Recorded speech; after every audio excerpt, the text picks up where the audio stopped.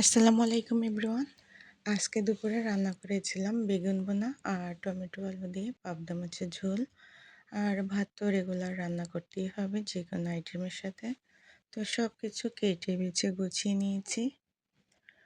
একটা পরিবারের একটা সদস্য, সে শুধু নারী, যে সবার কথা ভাবে।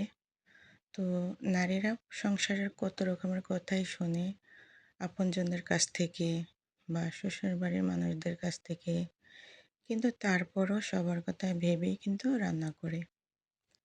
তো আমি এই কথা বলার একটাই কারণ, নোয়াখালী এবং বরিশালের মানুষদের সবসময় মানুষ মানে জন্মসৃষ্টির পর থেকেই ছোট থেকেই শুনে এসেছি যে কুমিল্লার ইতর, নোয়াখালীর ইতর, আর বরিশালের মানুষদেরকে বলা হয় মানে কাঁথার গাঁটি।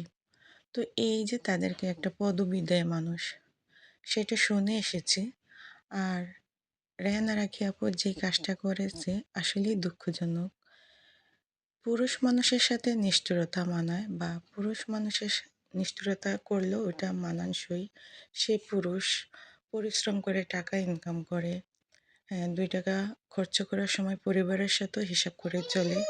বাট একজন নারী, যখন একজন নারী হয়ে দুঃখ বোঝে না, তাও আবার পথ শিশু, এটা ভীষণ দুঃখজনক।